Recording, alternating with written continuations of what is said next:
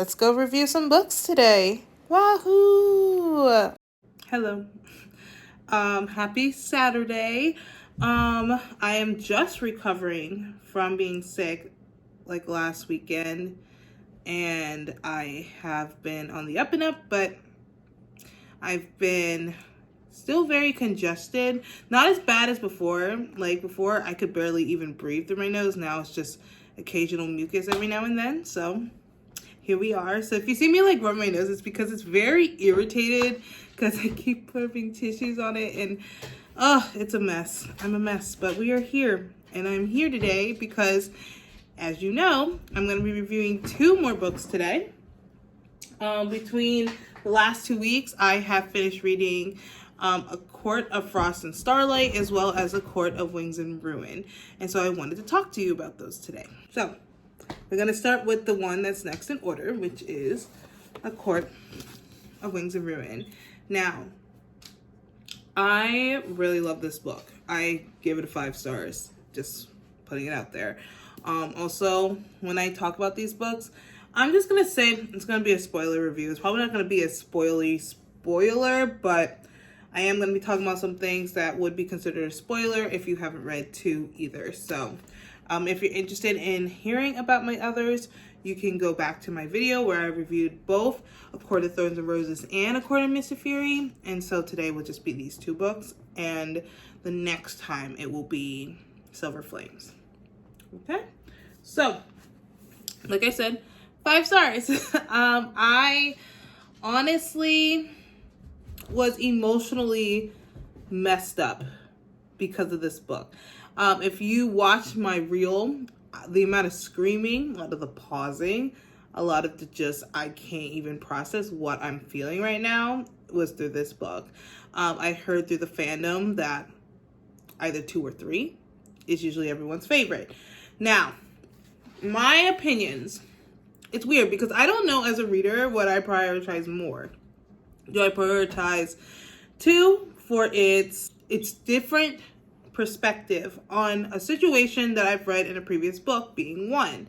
I thought that was so like jaw-dropping. I also just love the relationship that was growing between them. I love that, which is why I enjoyed 2 a lot. But do I prioritize that, or do I prioritize literally jaw-dropping, shocking moments that now I'm invested in all these characters, and now their lives are being at stake here, and plot twists at every corner. My God, I don't know. I really don't know. All I know is that I love 2 and 3. I feel like I can't even compare the 2 because I feel like I love them for different reasons that are almost like apples and oranges sort of vibe. Like I can't just compare it. And so I'm just going to say that both of them are my favorite. It's like that child. You can't pick between your favorite child, whatever. That's what this is. So do not ask me that question. I will not answer in the way that you want. But I do find moments in this book where I was literally like emotionally pained for many reasons. And so this book's a masterpiece and I love it so much. So that's it for this one. Now I'll be covering is A Court of Frost and Starlight. I actually really enjoyed this book. Not as much as I did 2 and 3. However, I feel like this book was a nice way to wrap up a relationship, being Feyre and Rhysand's. I enjoyed it. I enjoyed also just letting the people just exist as human beings, or I guess fairy beings. Because we've been through all this war, they finally get to relax. We get to see the negative side effects of war. Some of these characters that we've been following have never been in a war before. One being Feyre, for example, or Elaine, or Nesta. And so to have them kind of sit in it, all of them responding to what happened to them in different ways. Nesta and Feyre's reactions to how deaths, fighting, and war, it looks very different. How they internalize it's very different. And so seeing the different ways that even the other fairies react to it, between Rhysand and Cassian and Azriel Moore and all those things, it's very, very nice. I also enjoyed seeing how the civilians were affected. We get to see some of the people who, whose loved ones gave up their lives, also trying to fight in this war. I love the fact that it's a holiday Christmas thing, so they have gifts. I was very curious to see who was going to give who what, but it also was for a moment for Feyre because she's been such a protector and a provider, even when she was human, to just be, honestly. Like, you've been running through it, you've been fighting for people constantly, you turned into a whole other being, and there was never a point where you could just breathe. And so for her to be like, is it okay if I do these things? Is this too much? Is this and it's nice to see her kind of accept this is her reality. Not that she hated her reality, but she felt uncomfortable in it. And so it was nice to see. But I will end with the frustration with this book. Nesta and Cassian, but I know it was to set up for the Silver Flame, so I get it. I'll just say this.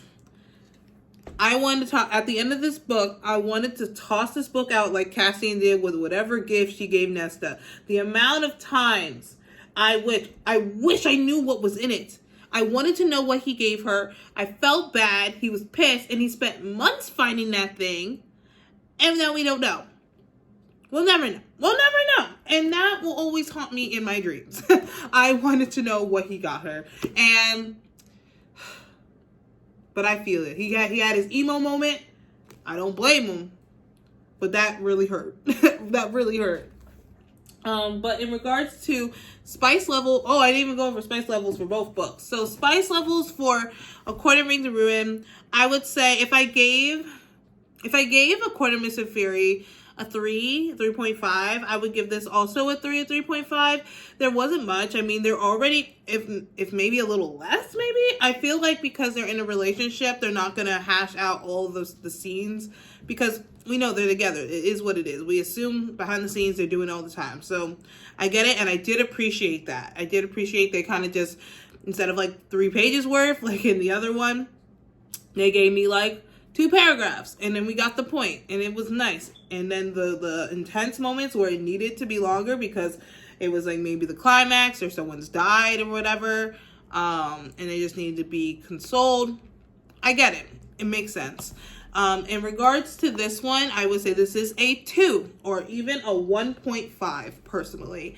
There's only one major scene because, I mean, it's the end, so it's kind of like that last hurrah. But yeah, it was nice. I did love it.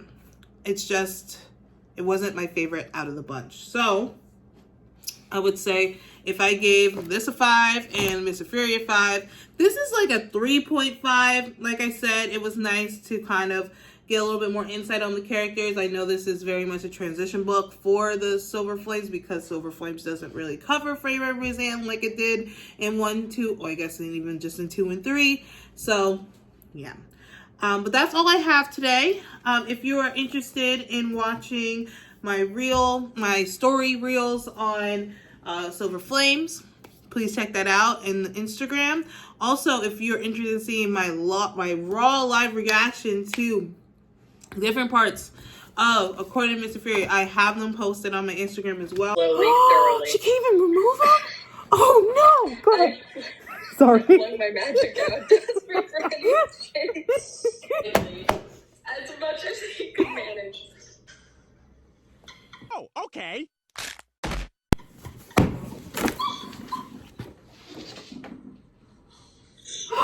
I tried to block out for spoilers, but honestly, just don't watch it if you're interested in reading it. But at the end of Silver Flames, I'll come back with a review for solely that, and then I'm hoping to have another YouTube video on my January wrap-up because it is now the end of January, being that I'm filming this on January 27th, so we're wrapping it up. I do want to do something where I rank all of the books I've read for the whole year, so I'm ranking within the month, and then I'm going to compare all of them together within the year, so stay tuned for that later next year. But yeah, thank you, and hope to see you soon. Have a good day. Bye.